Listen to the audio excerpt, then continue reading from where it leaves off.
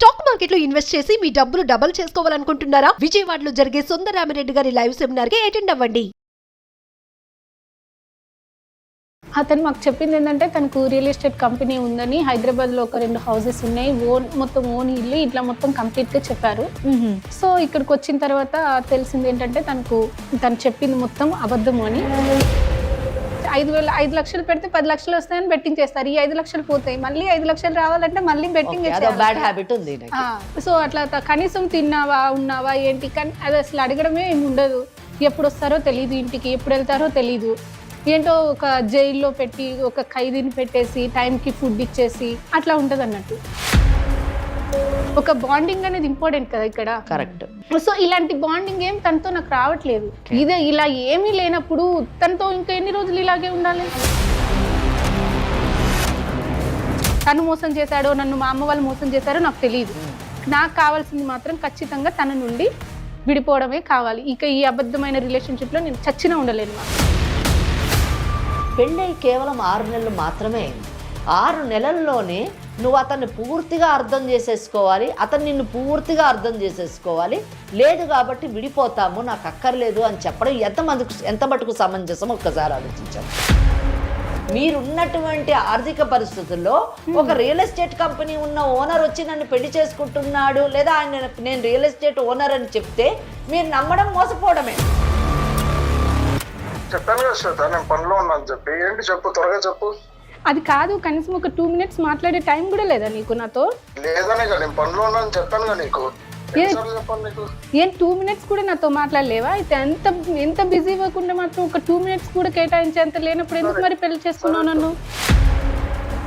Madam ఏమనుకోకండి, ఇది ఇంట్లో మ్యాటర్, మేము చూసుకుంటామండి. ఆ పాప తెలియక వచ్చి ఉంటుంది, మేము చూసుకుంటామండి. ఖచ్చితంగా అండి, ఇది ఇంట్లో సమస్య, దాంట్లో అసలు ఎలాంటి సందేహం లేదు. కానీ సమస్య అది ఇంట్లో దాకా ఉండేలాగా లేదు, మీ బంధమే తెగిపోయే పరిస్థితికి వచ్చింది. ఈ కార్యక్రమం యొక్క ఉద్దేశం ఇందాక జయ మేడం గారు చెప్పినట్టు బంధాలని ఇంకొంచెం పటిష్టం చెయ్యాలనేటటువంటి కోరికే కానీ బంధాలని విడగొట్టాలన్నది మాత్రం కాదండి.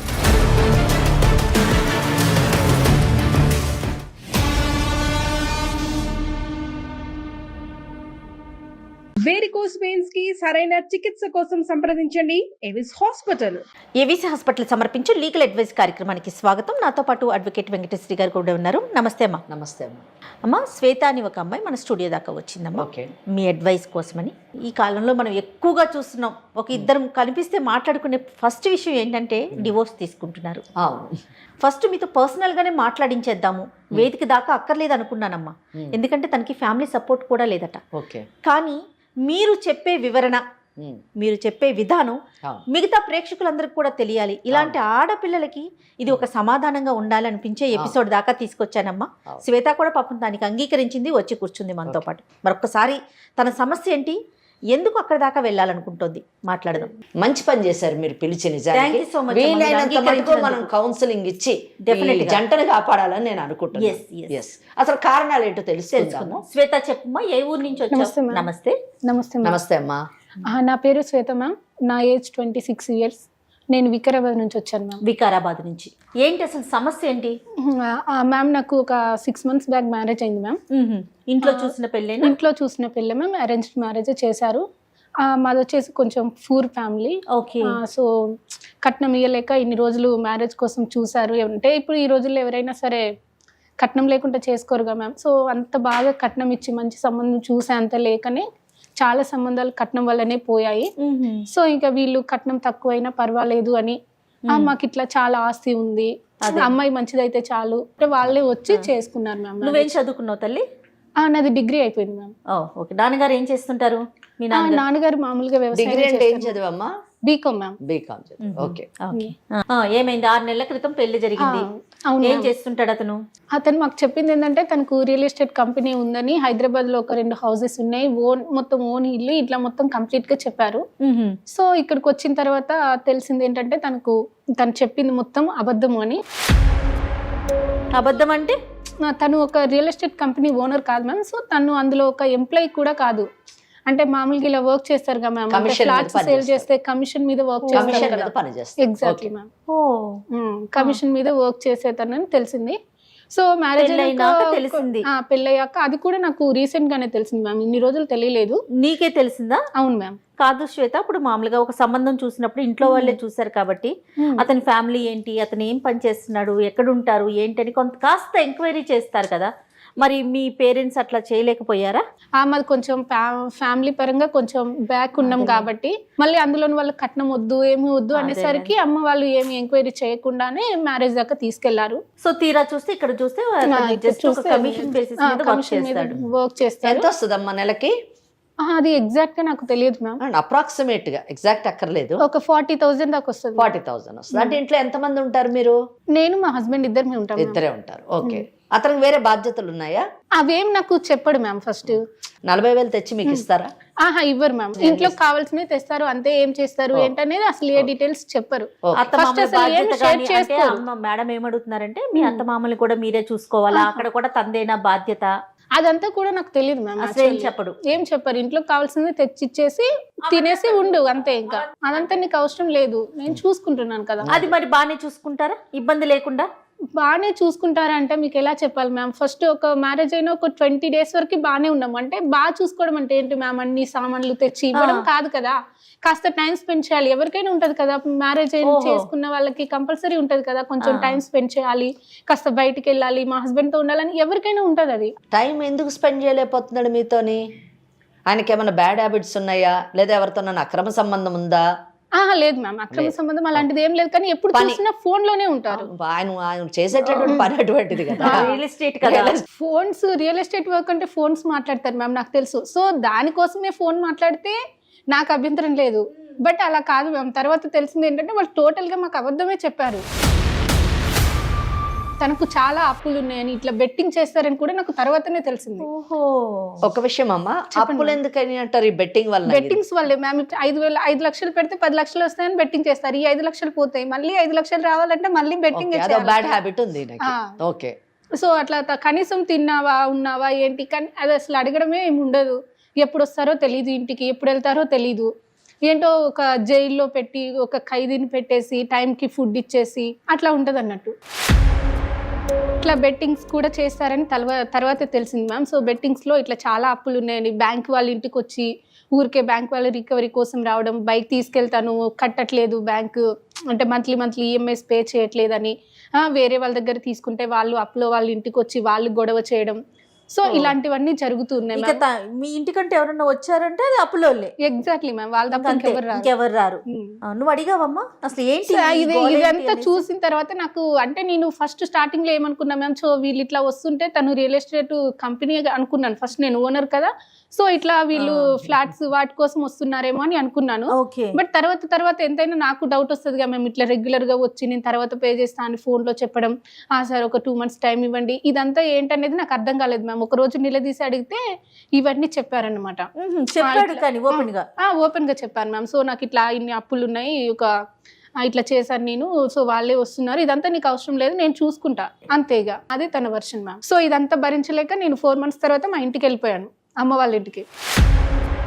అమ్మ వాళ్ళ ఇంటికి వెళ్ళిపోయి అమ్మ వాళ్ళతో చెప్పాను అనమాట, అసలు కనీసం పెళ్లి సంబంధం చూసేటప్పుడు అన్ని చూసి చేసుకోరా, ఎంత పూర్ ఫ్యామిలీ అయినా ఇలాంటి వాళ్ళకి ఎట్లా ఇచ్చి చేస్తారు మీరు అని కనుక్కోవడం మీ బాధ్యతే కదా. సో నేను ఇంకా వెళ్ళను, నేను ఇక్కడే ఉంటాను అని చెప్పాను మ్యామ్. చెప్పిన తర్వాత ఒక 3-4 days తర్వాత మళ్ళీ తను అమ్మ వాళ్ళు బుద్ధి చెప్పడం, ఇట్లా చేస్తే ఊళ్ళో పరుగు పోతుంది, ఇప్పుడు ఈ పెళ్లి చేయడానికి ఇన్ని తంటాలు పడ్డా, మళ్ళీ నువ్వు వదిలేసి వచ్చేస్తే మళ్ళీ నీకు పెళ్లి చేయాలంటే మళ్ళీ కష్టం అవుతుంది, ఫస్ట్ పెళ్లికే ఇట్లా అన్నారు. సెకండ్ మ్యారేజ్ అంటే అమ్మాయిలకి తొందరగా ఇంకా ఇబ్బందిగా మ్యామ్.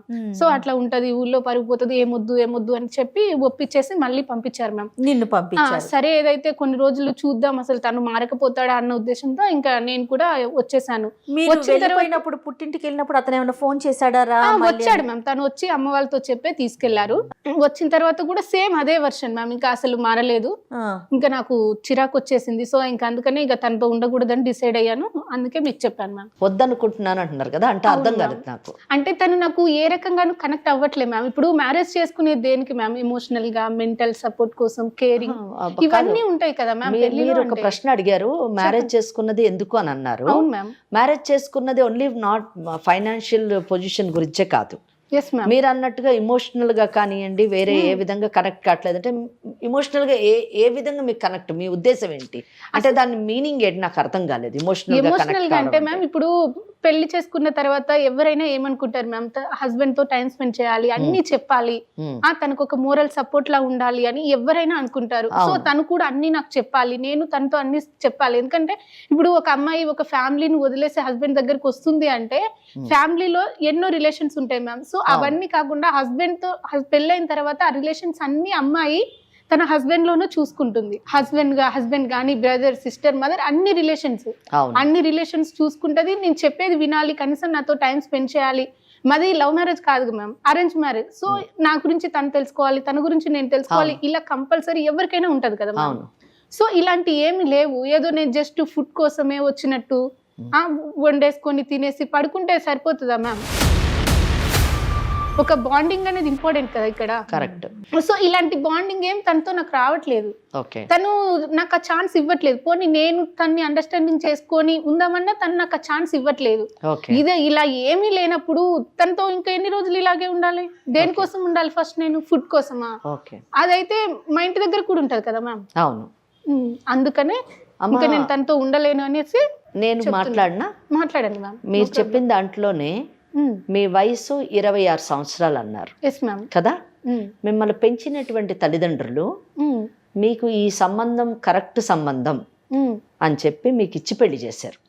అంటే ఏంటి, మిమ్మల్ని బాగా అర్థం చేసుకోవడానికి 26 సంవత్సరాలు మిమ్మల్ని పెంచినటువంటి తల్లిదండ్రులు దే టుక్ 26 years 26 సంవత్సరాలు తీసుకొని ఈ అబ్బాయికి ఇచ్చి పెళ్లి చేశారు కదా. అంటే మరి వాళ్ళు మిమ్మల్ని అర్థం చేసుకోలేదని అనుకోవాలా అన్న ఒక ప్రశ్న నాలో తలెత్తింది ఒకటి. రెండోది, మీరు ఇతన్ని మీరు అర్థం చేసుకోవడానికి లేదా మీరు అతన్ని అర్థం చేసుకోవడానికి 6 నెలలు సమయం సరిపోదేమో వెన్ కంపేర్డ్ టు 26 years అని అన్నది ఒక విషయం మనం గుర్తుపెట్టుకోవాలి. మీరు ఆయనకు అప్పులు ఉన్నాయని మీరు చెప్పారు, అది తెలుసుకున్నారు మీరు, అతను మీకు చెప్పలేదు, మీరు తెలుసుకున్నారు. అప్పులోళ్ళు మీ ఇంటికి వస్తే అతన్ని పిలిచి బయట అడుగుతున్నారు, లేదా ఆయన లేనప్పుడు మిమ్మల్ని మేము పలానా బ్యాంకు నుంచి వచ్చామని చెప్తున్నారు. కానీ అతను ఏ రోజు వచ్చి నాకు ఇన్ని అప్పులు ఉన్నాయి, నాకు నువ్వు నీ పుట్టింటికి పోయి తీసుకొని రా, లేకపోతే నీకున్న బంగారం అమ్ము అని చెప్పేసి ఏ రోజు కూడా మిమ్మల్ని అతను అడగలేదు. తన బాధలేదు తన పడుతున్నాడు కానీ మిమ్మల్ని ఇబ్బంది పెట్టలేదు. అడిగారు. ఇక్కడ మీరు రియల్ ఎస్టేట్ ఓనర్ని పెళ్లి చేసుకుంటున్నాను అని మీరు అనుకున్నారు, ఆయన రియల్ ఎస్టేట్ ఓనర్ అని చెప్తే మీరు నమ్మేశారు. ఎలా నమ్ముతారమ్మా? రీకు తగ్గట్టుగా ఏదో 40,000 ఎర్న్ చేసుకునేటటువంటి వాడు వచ్చాడు, వివాహం చేసుకున్నాడు, నిన్ను కష్టపెట్టకుండా తన బాధలే తాను పడుతున్నాడు, నిన్ను నేను చూసుకుంటాను, నువ్వేమి ఇంటర్ఫియర్ కాకు అని అంటున్నాడు. ఇక్కడ మటుకు బాణం. ఇంకొకటి, పెళ్ళై కేవలం 6 నెలలు మాత్రమే అయింది. 6 నెలల్లోనే నువ్వు అతన్ని పూర్తిగా అర్థం చేసేసుకోవాలి, అతను నిన్ను పూర్తిగా అర్థం చేసేసుకోవాలి, లేదు కాబట్టి విడిపోతాము, నాకు అక్కర్లేదు అని చెప్పడం ఎంత మటుకు సమంజసం ఒక్కసారి ఆలోచించాము. అయితే మీరు ఇందాక ఒకటి చెప్పారు, నన్ను కూడా అడిగాడు డబ్బులు తీసుకురమ్మని అని అంటున్నారు. మీరు ఏమన్నాడమ్మా చెప్పండి. నాకున్న గోల్డ్ అంటే పెళ్లిలో పెడతారు కదా మ్యామ్, అంటే అమ్మ వాళ్ళు కానీ అత్తయ్య వాళ్ళు కానీ పెట్టిన గోల్డ్ మొత్తం అమ్మేసి కట్టేశారు. మొత్తం గోల్డ్ అంటే ఎంత అప్పు ఉందమ్మా ఆయనకి? అంటే అప్పు ఎంత ఉందో తెలియదు కానీ మ్యామ్ నా దగ్గర ఉన్న 10 తులాల గోల్డ్ అమ్మేశాడు. ఏమని చెప్పి తీసుకున్నాడు? అది మామూలుగా బిజినెస్ కోసం ఇట్లా కావాలి అని చెప్పారు. ఇప్పుడు ఫస్ట్ మాకు చెప్పలేదు మ్యామ్, ఫస్ట్ చెప్పిన అన్ని అబద్ధాలే. ఇట్లా అంటే నన్ను మోసం చేసినట్టేగా మ్యామ్. ఫస్ట్ ఉన్నట్టు వచ్చి మాకు ఇంతే ఉంది, నాకు 40,000 వస్తాయి, ఇవన్నీ చెప్తే మేము యాక్సెప్ట్ చేసేవాళ్ళం. నేనేదో కోటీశ్వరుని చేసుకునేదాన్ని అని కాదు కదా మ్యామ్. అంటే నా ఫ్యామిలీ ఏంటో నాకు తెలుసు, మేము ఏ సిచ్యువేషన్ లో ఉన్నామో తెలుసు. సో అన్ని తెలిసి నేను కోట్లున్నని చేసుకోవాలని ఏ అమ్మాయి అనుకోదు కదా మ్యామ్. సో 40,000 కోట్లున్న అమ్మాయిని చేసుకోవాలని ప్రతి అమ్మాయి కలగంట తప్పలేదు. అది సో నా సిచ్యువేషన్ నాకు తెలుసు. కానీ మీ విషయంలో నేను అనేది, నేను కూడా మీతో ఏకీభవిస్తున్నాను. ఏమనంటే మీరు మోసపోయారు అన్నది ఫస్ట్ స్టెప్ నేనే చెప్తున్నాను. ఏ విషయంలో? మీరున్నటువంటి ఆర్థిక పరిస్థితుల్లో ఒక రియల్ ఎస్టేట్ కంపెనీ ఉన్న ఓనర్ వచ్చి నన్ను పెళ్లి చేసుకుంటున్నాడు, లేదా ఆయన నేను రియల్ ఎస్టేట్ ఓనర్ అని చెప్తే మీరు నమ్మడం మోసపోవడమే. అంతే కదా, ఆయన మోసం చేయడం, మీరు మోసపోవడం. నేనే చెప్తున్నా అదే అంటున్నారు. కానీ దాని అర్థము మీకు ఒక రియల్ ఎస్టేట్ ఓనర్ వచ్చి పెళ్లి చేసుకోకూడదని కాదమ్మా. మీ అదృష్టం బాగుంటే అటువంటి వాళ్ళు కూడా వచ్చి రావచ్చు, రాకూడదని లేదు, రావాలని ప్రతి అమ్మాయి కోరుకోవాలి కూడా, ప్రతి అమ్మాయి కలగంటది కూడా. కానీ ఇక్కడ నేననేది ఏంటంటే మీ విషయంలో తప్పకుండా ఫస్ట్ స్టేజ్ లోనే మోసం జరిగింది అంటున్నాను. Exactly ma'am. అది అమ్మ వాళ్ళు కరెక్ట్ గా ఎంక్వైరీ చేయకపోవడం, అదేలే. మా పెళ్లికి ఎక్కువ గ్యాప్ లేకపోవడం, తొందరగా జరగడం వల్ల నేను కూడా నాకు ఆలోచించుకునే టైం లేకపోయింది మ్యామ్. ఎందుకంటే అప్పటికి నాకు 25 years అట్లా వచ్చాయి మ్యామ్. ఊళ్ళల్లో ఉన్న వాళ్ళు 25 years అమ్మాయికి పెళ్లి కాలేదంటే ఎన్ని మాటలు అంటారు తెలుసా మ్యామ్? ఫస్ట్ ఎన్ని మాటలు అంటారు తెలుసా? ఇంకా దీనికి పెళ్లి అవ్వదు, ఇంకా ఎవరినో ఒకరిని చూసుకొని వెళ్ళిపో. సో ఇలాంటి ఎన్ని మాటలు ఉంటాయి అమ్మ వాళ్ళని. ఇక నువ్వెందుకు రా పిల్లని కన్నది, ఆడపిల్లని పెళ్లి చేయడం చేతగానప్పుడు ఇలా అమ్మ వాళ్ళని అన్న మాటలన్నీ విని విని విని ఇంకా ఎవరు వచ్చినా పర్వాలేదు చేసేసుకుందాం అన్నట్టున్న సిచ్యువేషన్ లో నేను ఉంటే వీళ్ళు వచ్చి చెప్తే ఇంకా నేను అక్కడే ఇక సరే ఎవరు అమ్మ వాళ్ళు చూస్తున్నారు, చేస్తున్నారు, అమ్మ వాళ్ళు ఎంక్వైరీ చేస్తున్నారు, వాళ్ళకి నచ్చింది, ఇంకా వాళ్ళని ఇబ్బంది పెట్టొద్దు. ఫస్ట్ నేను ఇప్పటికే చాలా ఇబ్బంది పెట్టాను అమ్మ వాళ్ళని.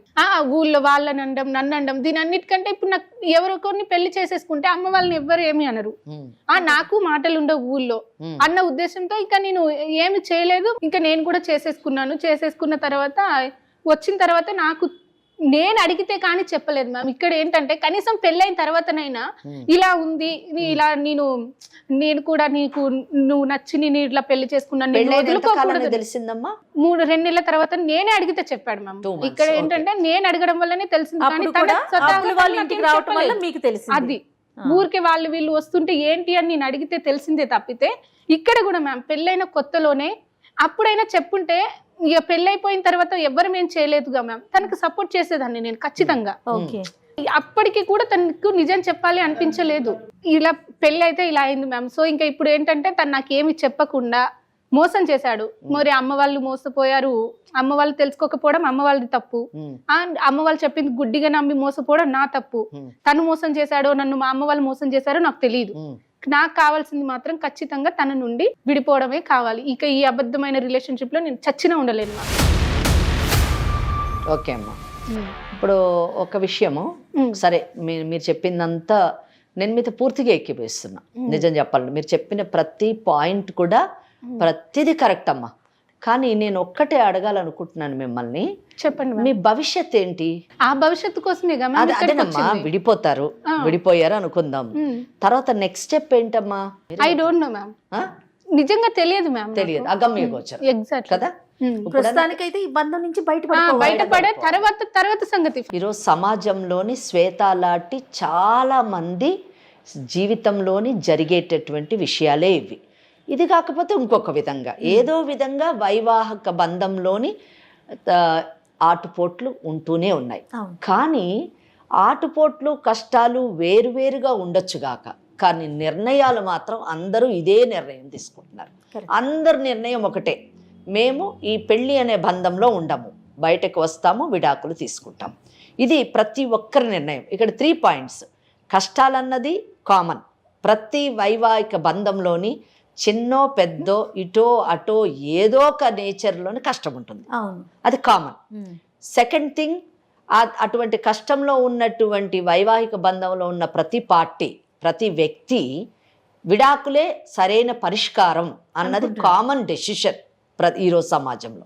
ఇంకా మూడోది తర్వాత ఏంటి అంటే మాకు తెలియదు, ఇది కూడా కామనే. నేను మోసపోయాము అని చెప్తున్నారు చూసారా, అక్కడ మటుకు నేను ఏకీభవిస్తున్నాను. సెకండ్ థర్డ్ ఏంటి అనే విషయానికి వచ్చినప్పుడు నేను ఈ ఎపిసోడ్ చూసినటువంటి ప్రతి పేరెంట్కి నేను ఏం చెప్పాలనుకుంటున్నానంటే, ముందు మీ పిల్లల్ని తమ కాళ్ళ మీద తమ నిలబడగలిగే స్థాయిలోకి తయారు చేయండి. ఇప్పుడు ఒక దెబ్బ తగిలితే కాలు కట్ చేసేయండి, దానికి మందు వేసుకుంటాం కదా, మందు వేసుకొని ఆ మందును ఆ దెబ్బను రూపుమాపడానికి ప్రయత్నిస్తాం, కానీ కాళ్ళనే పోగొట్టుకోం.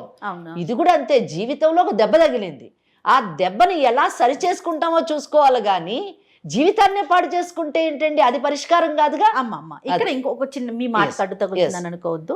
నిజంగా కాలుని తీసేయాలా, మందేస్తే సరిపోతుందా?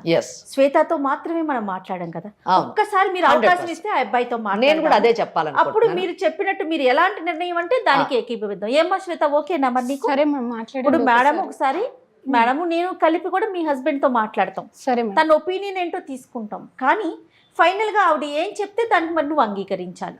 ఆలోచించుకున్నప్పుడు అవును కదా ఇది సమంజసం అని మీకు అనిపించినప్పుడు అతనికి కౌన్సిలింగ్ చేస్తాము, మీరు కూడా విన్న తర్వాత అవును కదా అనే ఆలోచన మీకు కలిగితే డెఫినెట్ గా అంగీకరించండి. ఓకేనా? సరే మేడం. రైట్. మరి కాల్ చేస్తారా మీరు ఒకసారి అతనికి? చేస్తాను మేడం. ఓకే. హలో హలో, చెప్పు శ్వేత. ఎక్కడున్నారు? పనిలో ఉన్నాను. చెప్పు శ్వేత. ఏంటి ఏంటి నేను కాల్ చేస్తున్నావు? ఒక 2 minutes మాట్లాడొచ్చా? చెప్పాను కదా శ్వేత, నేను పనిలో ఉన్నాను చెప్పి. ఏంటి చెప్పు, త్వరగా చెప్పు. అది కాదు, కనీసం ఒక 2 minutes మాట్లాడే టైం కూడా లేదా నీకు నాతో? లేదనే కదా, నేను పనిలో ఉన్నాను చెప్పాను కదా నీకు. ఎన్నిసార్లు చెప్పాను నీకు? ఏం 2 minutes కూడా నాతో మాట్లాడలేవా? అయితే ఎంత బిజీ వర్క్ ఉంటే మాత్రం ఒక 2 minutes కూడా కేటాయించేంత లేనప్పుడు ఎందుకు మరి పెళ్లి చేసుకున్నావు నన్ను? సరే శ్వేత చెప్పు శ్వేత, త్వరగా చెప్పు. నేను నాకు పనులు ఉన్నాయి చెప్పు. త్వరగా కాదు, ఇగో ఇట్లా 2 minutes కూడా నాకు టైం కేటాయించినప్పుడు అసలు నీతో ఉండడం వేస్ట్. నేను చెప్పిన కదా నీతో ఇంకా నా వల్ల కాదు, నేను ఇదంతా భరించలేను, నేను డైవర్స్ తీసుకుంటా అని ఇట్లా సుమన్ టీవీ దగ్గరికి వచ్చాము. ఒకసారి మాట్లాడండి మేడం వాళ్ళతో. అక్కడికి ఎందుకు వెళ్ళావు? నేను చెప్పిన కదా ఇంకా నా వల్ల కాదు అని, అందుకే ఇక్కడికి వచ్చేసాను. ఒకసారి మీరు మాట్లాడండి మేడం వాళ్ళతో, మేడం వాళ్ళు చెప్తారు. ఏం పేరు అన్నావు? అరుణ్. నమస్తే అండి అరుణ్ గారు. నమస్తే మేడం. నేను జయానండి, Suman TV legal advice programme నుంచి మాట్లాడుతున్నాను. సారీ అండి, మీ పర్మిషన్ లేకుండా మీతో మాట్లాడుతున్నాము, ఏమనుకోవద్దు. శ్వేత మా దాకా వచ్చింది. నాతో పాటు అడ్వకేట్ వెంకటేశ్వరి గారు ఉన్నారండి. మేడం మేడం ఏమనుకోకండి, ఇది ఇంట్లో మ్యాటర్, మేము చూసుకుంటామండి. ఆ పాప తెలియక వచ్చి ఉంటుంది, మేము చూసుకుంటామండి. ఖచ్చితంగా అండి, ఇది ఇంట్లో సమస్య, దాంట్లో అసలు ఎలాంటి సందేహం లేదు. కానీ సమస్య అది ఇంట్లో దాకా ఉండేలాగా లేదు, మీ బంధమే తెగిపోయే పరిస్థితికి వచ్చింది. ఈ వేదిక బంధాలని పనులు ఉన్నాయి, నాకు చాలా పనులు ఉన్నాయి, అంటే అందరికీ పనులు ఉంటాయండి, మీకే కాదు పనులు, ప్రతి ఒక్కరికి పని ఉంటుంది. నాకు పని ఉంటుంది, శ్వేతకి పని ఉంటుంది. Madam advocate, senior most advocate, ఆవిడ ప్రతి క్షణం కూడా వాల్యుబుల్ అన్నమాట. కాబట్టి దయచేసి కొంచెం ఓపికతో ఉండండి. మీ బంధాన్ని ఏదో విడగొట్టాలనో దాన్ని తీసేయాలనో మా ఉద్దేశం కాదండి. బంధాలని అనుబంధాలని కలిపే వేదికే Suman TV legal advice programme. మీరు కాస్త ఓపికగా కొంచెం దయచేసి, ఎందుకంటే అమ్మాయి మా దాకా వచ్చి వేదికలో కూర్చొని ఉంది, మేం పిలిపించలేదండి, తనే వచ్చింది, సమస్య బయటకు వచ్చేసింది. Okay madam, okay madam. కాబట్టి మీరు మాట్లాడాల్సిన అవసరం ఉంది. తనేదో చెప్తా ఉందండి, అంటే పెళ్ళైన 6 నెలల్లోనే మీ ఇద్దరి మధ్య మనస్పర్ధలు వచ్చినాయి, ఎవరికి వారం విడిపోదాం అనుకుంటున్నాం, తనకేమో కానీ నాకైతే ఉండాలని లేదు మేడం అనేసి చాలా ఖరాఖండిగా చెప్తా ఉంది. అసలు సమస్య ఏంటో తెలుసుకోవచ్చండి. మేడం మనస్పర్ధలు అంటూ ఏం లేదు మేడం, నాకు చాలా ప్రాబ్లమ్స్ ఉన్నాయి మేడం చెప్పాలంటే.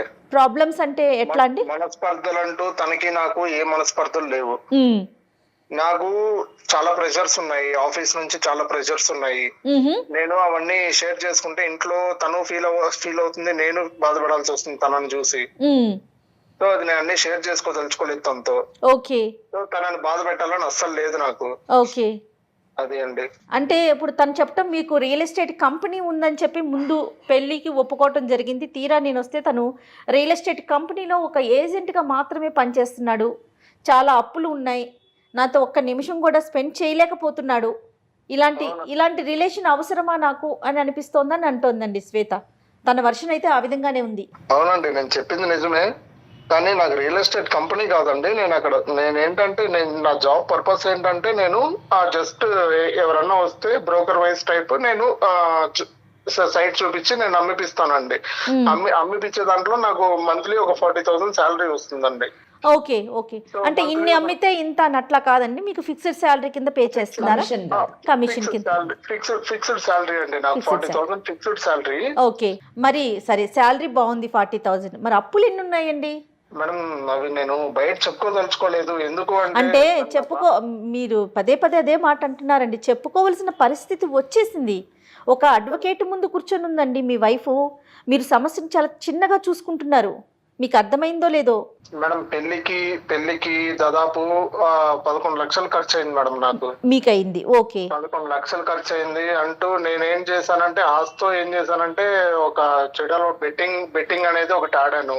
ఎందుకు? పెళ్లి చేసుకోవటం కోసం, ఆ డబ్బుల కోసం బెట్టింగ్ ఆడారా? అందులో లేదండి, యాక్చువల్ గా నాకు నాతో తిరిగే వాళ్ళు ఆడుతా ఉండి నన్ను ఆడిపించడం జరిగింది. అందులో నేను పోగొట్టుకోవడం జరిగింది. 5 లక్షలు 10 లక్షలు అట్లా పెంచుకుంటూ అది 30-40 లక్షల దాకా దారి తీస్తుంది నాది.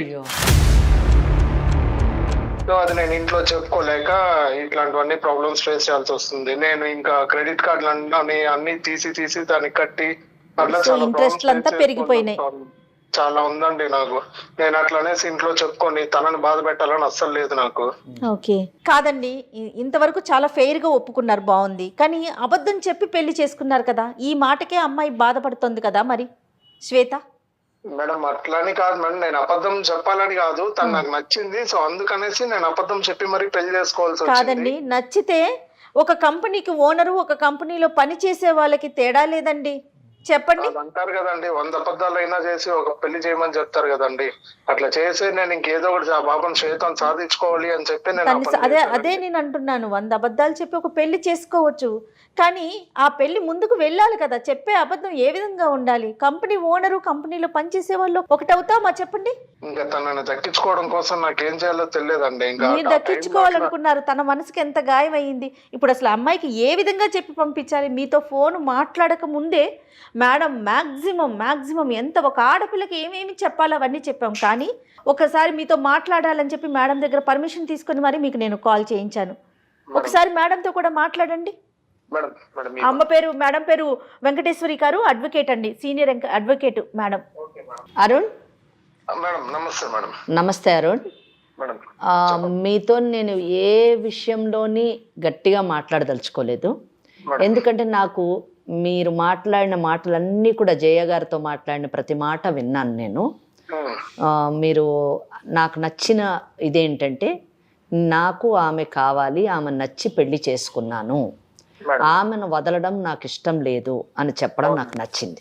ఎందుకంటే ప్రస్తుత సమాజంలోని మనం ఏదైనా సంపాదించవచ్చండి, మనల్ని ప్రేమించే వ్యక్తిని సంపాదించడం చాలా కష్టం. అది వేల కోట్లతో సమానం, లక్షల కోట్లతో సమానం. అటువంటి వ్యక్తి భర్తగా మన శ్వేతకి లభించడం చాలా అదృష్టం. ఇక్కడ మటుకు బాగుందండి. కానీ నేను ఒకటి అడగదలుచుకున్నాను. ఈ అమ్మాయి మా దగ్గరికి వచ్చి, శ్వేత నేను ఈ వ్యక్తితో నేను ఉండలేను, ఎందుకంటే అప్పులు పాలైపోయినటువంటి ఈ వ్యక్తి గురించి అప్పులోళ్ళు రోజు ఇంటికి వస్తున్నారు, వచ్చి మా సంగతి ఏంటి అని అడుగుతూ ఉన్నారు. దానికి కూడా నాకు బాధ లేదు. నన్ను మోసం చేసి పెళ్లి చేసుకున్నారు ఫస్ట్ పాయింట్. కనీసం ఇప్పుడు కూడా ఇమోషనల్గా ఆయన నాకు కనెక్ట్ కాలేదు, అంటే కనీసం తన కష్ట సుఖాలు నాతో పంచుకోవట్లేదు, నాకు ఆయన అప్పులు ఉన్నాయి, నాకు ఈ బాధలు ఉన్నాయి అని కనీసం నాకు చెప్పను కూడా లేదు. కేవలం నన్ను ఒక మరమనిషిలాగా తిండి పెడితే సరిపోతుందా? నాకు కావలసినటువంటి మానసికపరమైనటువంటి ఆనందము, నాకు నా భర్త ఉన్నాడు, కష్టసుఖాలు నేను పంచుకోగలను, ఇతనే నాకు అన్ని విధాల అన్ని బంధాలు ఇతనే అని అనుకునేటటువంటి భావన నాతో కలగనప్పుడు ఆయన ఎందుకు అని అడిగింది. నిజం చెప్పాలంటే మీ ఇద్దరు పర్సనాలిటీస్, మీ ఇద్దరు వ్యక్తిత్వాలు కూడా నిజంగా చాలా గొప్ప వ్యక్తిత్వాలు. ఎంత గొప్ప విషయం.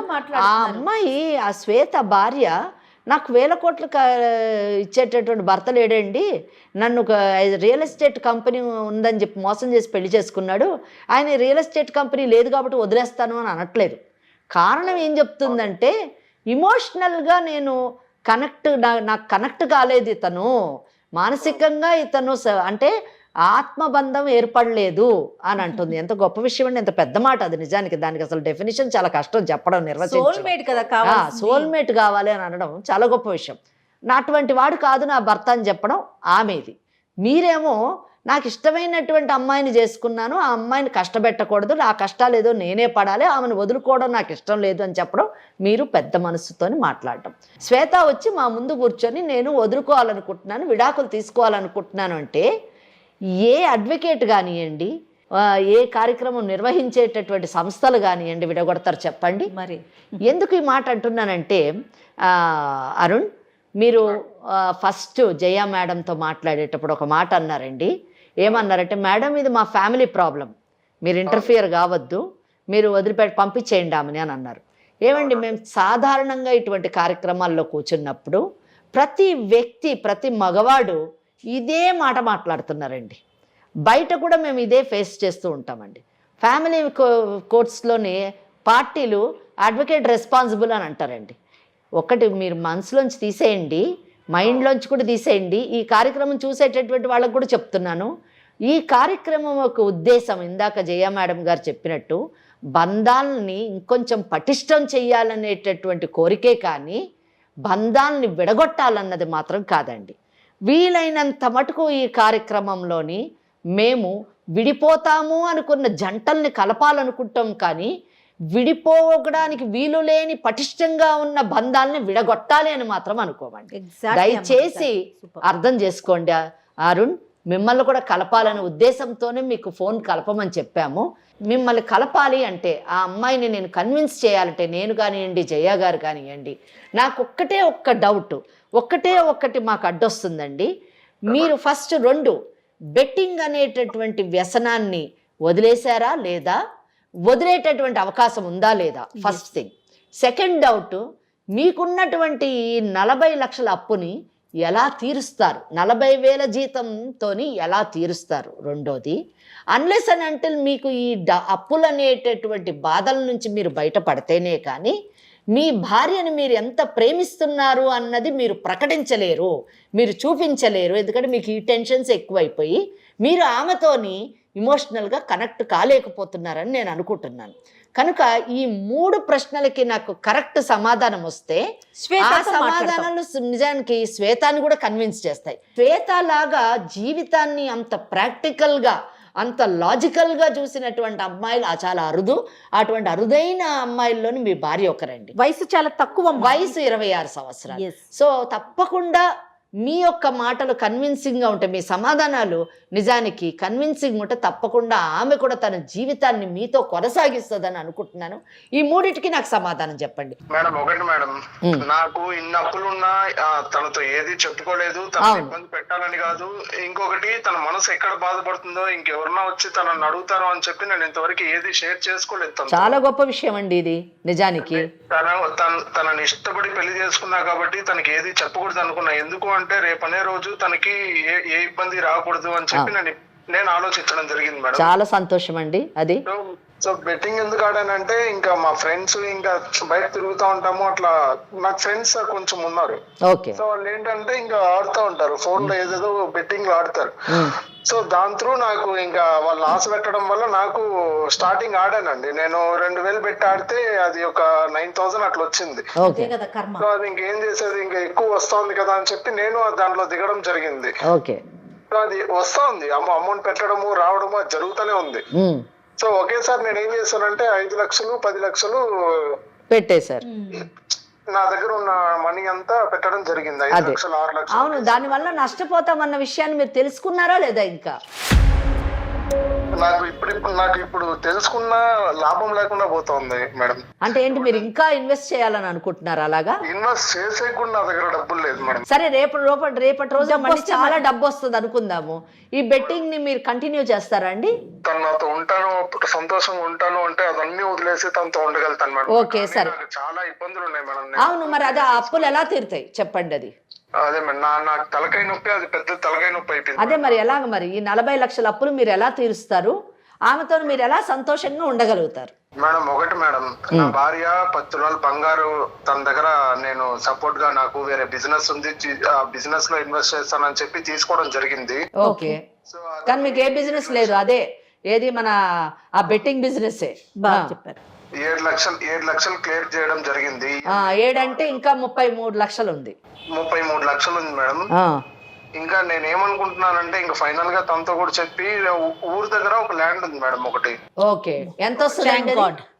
అది 32 lakhs, 30 lakhs వస్తుంది మేడం అది అమ్మితే. ఓకే, నేనేమనుకుంటున్నా అంటే, ఇంకా తనతో చెప్పి ఇంకా ల్యాండ్ అంతా అమ్మేసి ఇంకా ఫైనల్ గా సెటిల్ మొత్తం కట్టేసి ప్రశాంతంగా తనతో జీవిద్దామని అనుకుంటున్నాను. ఎగ్జాక్ట్, ఇది కరెక్ట్ సొల్యూషన్ అండి. ఇంకా నేను యాక్చువల్ గా ఇంకేమీ చేయలేను మేడం. ఇంకా నేను 40,000 జీతం తీసుకుంటూ నేను ఇది కట్టుకుంటూ నా భార్యను పోషించుకుంటూ నేను ఇన్ని బాధలు పడి ఇన్ని చేసుకోలేను కదా మేడం. అది అమ్మేసి నేను ప్రశాంతంగా ఇంక ఉద్యోగం చేసుకోవాలని అనుకుంటాను మేడం. అది బెస్ట్ అండి. ఎమోషనల్ గా సపోర్ట్ కావాలి మేడం నాకు. తప్పకుండా నేను మాట్లాడతానండి. నేను జయ మేడం ఇద్దరం మాట్లాడి మనం శ్వేతాన్ని కన్విన్స్ చేద్దాం. కానీ ఇది కరెక్ట్ డెసిషన్ అండి. ఆస్తులు మీరు మంచిగా ఉండి ఇద్దరు చక్కగా, ఆమె కూడా ఉద్యోగం చేసుకోవచ్చండి. ఊరికి ఇంట్లో ఉండే బదులు అమ్మాయి, ఆ అమ్మాయి కూడా ఉద్యోగం చేసి మీరిద్దరు చన్నీళ్ళకి వేడి నీళ్ళు తోడన్నట్టుగా ఇద్దరు సంపాదించుకొని హ్యాపీగా ముందుకు సేవ్ చేసుకోవచ్చు. మీరు మీ జీవితాన్ని జీవించవచ్చు, సంతోషంగా ఉండొచ్చు, బాగుంటే 4 డబ్బులు సంపాదించుకుంటే ఇట్లాంటి ఆస్తులు ఎన్నన్నా కొనుక్కోవచ్చండి ఇద్దరు సపోర్టివ్గా ఉంటే. కనుక మీరు ఫస్ట్ ఆ పని చెయ్యండి. మీరు అది అమ్మేసి ఆ అప్పులు తీర్చేసి మీరు ఈ ఉద్యోగం చేసుకుంటూ ఈ 40,000 ప్లస్ ఇంకా ఏమన్నా అడిషనల్ వర్క్ ఇంకా మనం చేయగలిగితే మీరు చేసుకుంటూ, అలాగే ఆ అమ్మాయి కూడా ఏదన్నా ఉద్యోగం చేసేటట్టు మాట్లాడతాం మేము, ఆమె కూడా ఉద్యోగం చేసుకుంటూ మీరిద్దరూ కలిసి ముందుకు జీవితాన్ని కొనసాగిస్తే బాగుంటుంది. కానీ ఇంత చిన్న వయసులో ఆమె 26 ఏళ్ళ వయసు, మీకు 28 30 ఏళ్ళో ఉండొచ్చు, మీరిద్దరూ పెళ్ళై కేవలం 6 నెలలే అయింది, విడిపోవాలని అనుకోవడం చాలా దురదృష్టకరమైనటువంటి విషయం. అటువంటి నిర్ణయాలు తీసుకోవద్దండి. మీరు తప్పకుండా కలిసి మంచిగా ఉండాలని నేను కోరుకుంటున్నాను. మీరు ఫస్ట్ ఆ అప్పు మాత్రం తీర్చాలండి. ఎందుకంటే యూజువలీ అప్పు బాధ ఉన్నవాళ్ళు అందులోంచి బయటపడకపోతే దాని నెట్ రిజల్ట్ ప్రాణమే కోల్పోవడం అండి. అప్పుడు ఆ అమ్మాయి ఏం చేస్తుంది చెప్పండి మీరే. నేను అనుభవించేది అదే అండి. అంతే. నాకు నా వల్ల కాదండి, ఇంకా నాకు ఓపిక కూడా లేదు. ఇంకా ఓకే ఓకే, ఇంకా చేసి ఇంకా నమ్మేసి ఇంకా తనతో సంతోషంగా జీవిద్దామని నేను అనుకుంటున్నానండి. వెరీ గుడ్ అరుణ్, వెరీ మంచి నిర్ణయం తీసుకున్నారు. మీరు ముందు అది ప్రొసీడ్ అవ్వండి. ఒక నిమిషం లైన్ లో ఉండండి. ఒక్క నిమిషం, మీరు శ్వేతతో మాట్లాడండి అమ్మ. శ్వేత విన్నావు కదా మీరు. నా దృష్టిలోనైతే ఇప్పుడు ప్రాబ్లం అంతా ఇదంతా అప్పుల బాధమ్మ. ఆ అప్పుల వలన ఆ అప్పులు చేశాడు, దాన్ని ఒకటికోటి ఆ బెట్టింగ్తో తీర్చుకోవాలనుకున్నాడు ఆయన. ఇంకోటి ఒక్క మంచి ఇది గమనించాలి, నువ్వు నిన్ను పెళ్లి చేసుకోవడానికి అంటే ఆ పెళ్లికి అయ్యేటటువంటి ఖర్చులు 11 లక్షలు. ఆ 11 లక్షల నుంచి స్టార్ట్ అయ్యింది. ఎందుకు 11 లక్షలు ఇది చేసి నిన్ను పెళ్లి చేసుకోవాలన్నాడు? రెండో పాయింట్, నిన్ను ఇష్టపడ్డాడు, నాకు ఈ అమ్మాయి నచ్చింది. 2, 3 నీతోని ఏ కష్టం కూడా అంటే తన అప్పుల విషయం నీతో పంచుకోలేదు. ఎందుకు పంచుకోలేదు అంటే నా కష్టాలు ఏదో నేనే పడతాను, తనకి చెప్పి తనని బాధ పెట్టడం నాకు ఇష్టం లేదు మేడం. సో ఇవన్నీ కూడా నువ్వు తెలివైన అమ్మాయివి, చదువుకున్న అమ్మాయివి, పేద కుటుంబం నుంచి వచ్చిన దానికి కష్టం నష్టం తెలిసినటువంటి అమ్మాయివి కాబట్టి మీ అమ్మ నాన్నని ఎలా అర్థం చేసుకున్నావో. ఇప్పుడు ఉన్నవాళ్ళు తల్లిదండ్రులు పిల్లలకి ఎన్నో లగ్జరీస్ ఇస్తారు, ఎంతో గొప్ప జీవితాన్ని ఇస్తారు. 10 రూపాయల దగ్గర 100 రూపాయలు ఖర్చు పెడతారు. లేని తల్లిదండ్రులు తక్కువ ఇచ్చినా కానీ ప్రేమతో ఇస్తారు. బిడ్డలు అర్థం చేసుకుంటారు ఆ కుటుంబాలను. అలాగే నువ్వు కూడా అలా అర్థం చేసుకుని పెరిగినటువంటి అమ్మాయి కాబట్టి నువ్వే చెప్పావు పెళ్ళైన తర్వాత భర్తే అన్నీ అని అన్నావు. కాబట్టి ఈ భర్తను కూడా నువ్వు అర్థం చేసుకుంటావని నేను అనుకుంటున్నాను. ఆయన కాన్సన్ట్రేషన్ మొత్తం కూడా నువ్వంటే ఇష్టపడ్డావు. మెయిన్ థింగ్ నువ్వు కష్టపడకుండా ఉండాలి. నీకు తన కష్టాలు చెప్పి నేను బాధ పెట్టడం ఇష్టం లేదు, అన్నిటికంటే నేను వదులుకోవడం ఇష్టం లేదు. ఈరోజు ఏం కన్క్లూషన్కి వచ్చాడంటే ఆ భూమిని అమ్మేసి అప్పులు తీర్చేసి నా భార్యతో నేను బాగుంటాను అని అంటున్నాడు. దీనికి నువ్వేమంటావు చెప్పండి. ఇటువంటి భర్త లభించడం చాలా కష్టమమ్మా. ఎందుకంటే డైవర్స్ తీసుకుంటాను మేడం అని అన్నావు. పెళ్ళయి 6 నెలలు అయిందమ్మా. 6 నెలలు అవ్వగానే ఇమీడియట్గా డైవర్స్ వచ్చేటటువంటి అవకాశం లేదు. పెళ్ళైన 1 సంవత్సరం మటుకు విడాకులు కేసు వేయడానికి లేదు. సో నువ్వు ఇంకొక 6 నెలలు వెయిట్ చేయాలి. విడాకులకు వేసిన తర్వాత కింద కోర్టులోనూ ఒక 3-4 ఏళ్ళు అవుతుంది. ఆ తర్వాత హైకోర్టులోనూ ఒక 10 ఏళ్ళు అవుతుంది. 15 ఏళ్ళు, నీకు 26 ఏళ్ళు, 40 ఏళ్ళు వస్తుంది. అప్పుడు ఎలా చెప్పండి? 40 ఏళ్ళకి నువ్వు చేసేదేముంది? 26 ఏళ్ళు వచ్చేయి పెళ్లి కాలేదని ఊరోళ్ళు అంటారని చెప్పేసి మా అమ్మా నాన్న పెళ్లి చేశారన్నావు. మరి మొగుడిని వదిలేసి వచ్చింది అని అదే ఊరోళ్ళు అంటారు కదా. అప్పుడు మీ అమ్మ నాన్న పరిస్థితి ఏంటి? రెండోది, ప్రతి ఒక్కళ్ళకి మనకు కోర్టు ఉంది, మనకు చట్టం ఉంది కనుక మనం విడాకులు తీసుకోవచ్చు అని ప్రతి ఒక్కళ్ళు అనుకుంటారు. తప్పమ్మ. హిందూ వివాహ చట్టం ప్రకారము విడాకులు తీసుకోవాలంటే కొన్ని గ్రౌండ్స్, కొన్ని కారణాలని హిందూ వివాహ చట్టం చెప్పింది. ఆ కారణాలలోని మీ కేసు పడితేనే మీరు విడాకులు వస్తుందమ్మా. ఆ కారణాల్లోని నా భర్తకు ఆర్థిక పరిస్థితి సరిగ్గా లేదు కాబట్టి నేను విడాకులు ఇస్తానంటే అది లేదమ్మా. కనుక వద్దు, ఆ ఆలోచన పక్కన పెట్టేసేయి. నీ భర్త మంచోడు, మంచి భర్త లభించాడు. ఆ మంచి భర్తలో ఉన్నటువంటి చిన్న తప్పుల్ని, నేరాలు తప్పుల్ని సరిదిద్దుకో, మార్చుకో. అతనికి నీ ప్రేమతోని అతన్ని నీ వైపు తిప్పుకొని, ఆయనే ప్రేమ గలవాడు, అతన్ని మార్చుకొని అతనికి సజెషన్స్ ఇవ్వు. నీ తెలివితేటలు, మంచి తెలివైన అమ్మాయివి, చక్కగా ఆర్థికంగా ఇద్దరు ఎలా ఎదగాలో నువ్వు అతనికి గైడ్ చేయి, ట్రైన్ చేయి, ఆయన కౌన్సిలింగ్ చేయి, అతనికి సపోర్ట్గా, మారల్ సపోర్ట్గా ఉండు, అతనికి అండగా ఉండు. నిలబడి మీ ఇద్దరు ఒక మంచి కుటుంబంగా మారి భవిష్యత్తులో బాగుండాలని నేను కోరుకుంటున్నానమ్మా. నువ్వేమంటావు? నేను ఇక్కడికి వచ్చిందే తను నాతో బాగుండాలి అని, బాగుండట్లేదనే వచ్చాను. ఏదో తనకి అప్పులు ఉన్నాయనో లేకపోతే ఏమున్నాయనో కాదుగా మ్యామ్. సో తను బాగుంటా అంటే ఇంకా నాకు ఇబ్బంది ఏముంటుంది మ్యామ్? థాంక్యూ సో మచ్ అమ్మా, నాకు చాలా సంతోషంగా ఉంది. అరుణ్ విన్నావా? మరి చూడు అరుణ్, నువ్వు మాకు థ్యాంక్స్ చెప్పాలి. ఏమన్నావు నువ్వు? మా ఇంటి కుటుంబం మీరెందుకు మేడం అని జయ మేడంతో అన్నావు నువ్వు. తప్పకుండా మేడం, సంతోషం madam. I'm really sorry madam. Sorry కాదు కానీ అమ్మ చెప్పినట్టు కానీ కాదు, చక్కగా హ్యాపీగా సంతోషంగా ఉండండి అమ్మ, అదే చాలు మాకు. మా కోరిక అదే అరుణ్. భవిష్యత్తులో మీ పిల్లలకి మంచి తల్లిదండ్రులుగా మారాలని కోరుకుంటున్నాను అరుణ్. All the best. మీకు మేడం, మా దగ్గర 2 ఫ్లాట్స్ ఉన్నాయి మేడం. మీ ఆయన చాలా తెలివైన ఆయన. ఉంటే 2 ఫ్లాట్లు ఉన్నాయి మేడం. మీరు మమ్మల్ని కలిపినారు కాబట్టి మీకు తక్కువకి అట్లా ఏమైనా చేసి మాట్లాడి చేయిస్తాను మేడం. మీకు ఒకటి ఫ్రీ ఇస్తే తీసుకుంటాం. 2 ఉన్నాయి అన్నారు కదా మీరు. ఈ వెంచర్లోనేమో నేను అందులో ఒకటి తీసుకుంటా, ఇంకోటి ఫ్రీగా ఇవ్వండి. నెక్స్ట్ వెంచర్ లో జయ గారికి ఒకటి కొంటది ఆవిడ, ఒకటి ఫ్రీగా ఇవ్వండి. తప్పకుండా మేడం. తప్పకుండా అంట. తీసుకోండి మేడం. ఒకటి తీసుకుంటాంలే అరుణ్, కానీ ఒకటి మాత్రం భవిష్యత్తులో మీరే ఒక రియల్ ఎస్టేట్ ఓనర్ కావాలి. మీరు వెంచర్ వేయండి. Thank you so much. మేము తప్పకుండా ఆ వెంచర్ కొనుక్కుంటాం. జయ మేడం ప్రమోట్ చేస్తారు దాన్ని. All the best. రైట్. ఏదో జయ మేడం కి సారీ చెప్పండి, థ్యాంక్స్ చెప్పండి. చాలా చాలా నేను చెప్పలేను కానీ చాలా సంతోషం ఉంది మేడం. మీరు మాకు కూడా అరుణ్ చాలా కేసెస్ మేడంతో కలిపి కూర్చుంటాను నేను కూడా. చాలా వరకు చాలా క్రిటికల్గా అనిపిస్తూ ఉంటాయి, కానీ చాలా ఇంత తొందరగా సార్ట్ అవుట్ అవటం, అట్లనే శ్వేత కూడా అర్థం చేసుకోవటం. ఒక్క విషయం చెప్తాను నేను. మేడం కూడా ఈ పాయింట్ టచ్ చేయలేదు. ప్రేమ అనేది మనసులో దాచుకుంటే కనిపించదమ్మా, బయటికి చూపించాలి. అమ్మాయి అయినా అబ్బాయి అయినా. భార్య అదే ఎక్స్పెక్ట్ చేస్తుంది, భర్త కూడా అదే ఎక్స్పెక్ట్ చేస్తాడు. సో ఇద్దరు వైపు ఉన్న ప్రేమని ఎక్స్ప్రెస్ చేయండి, అప్పుడు ఆ జీవితం చాలా బాగుంటుంది. ఓకే, మేడం చెప్పిన సజెషన్స్ అన్ని తీసుకోండి. ఇది ఓన్లీ ఫోన్ కాలో అని అనుకోకండి, ఓకేనా? దాన్ని పాటించండి. All the best. Sorry madam. It's okay. మాట అనేసాను నేను. పర్వాలేదు. Sorry madam. It's okay. నా భార్య నాకు అన్నీ మేడం. అంతే. ఇదిగో శ్వేతని ఇంటికి వచ్చేసేమని చెప్పండి. శ్వేత, చెప్పండి. ఐఎమ్ రియల్లీ సారీ శ్వేత. నిజంగా సారీ. నా తప్పు నాకు తెలిసింది. నేను బాగా చూసుకుంటాను శ్వేత. ప్లీజ్ ఇంటికి వచ్చేసే శ్వేత, ప్లీజ్. సరే అండి, మీకు కూడా సారీ. ఓకే అండి, బాయ్. బాయ్ శ్వేత. బాయ్. బాయ్. చాలా సంతోషం అమ్మా, చాలా సంతోషంగా అనిపించింది. ఒక మంచి విషయం మాట్లాడుకునే అవకాశం వచ్చింది మనకి. అవునండి, అది మీ ద్వారా, మీ కార్యక్రమం ద్వారా, మన కార్యక్రమం ద్వారా, సుమన్ ఏర్పాటు చేసినటువంటి లీగల్ అడ్వైజ్ అనే కార్యక్రమం ద్వారా ఇన్ని కుటుంబాలని మనం కలుపుతున్నాం. అంతకు మించిన ఆనందం ఇంకోట్లేదు. సంతోషం అమ్మా. నమస్తే. ఓకే అమ్మా, bye. Thank you ma'am. Thank you అమ్మా. వేరికోస్ వెయిన్స్ కి సరైన చికిత్స కోసం సంప్రదించండి ఎవిస్ హాస్పిటల్.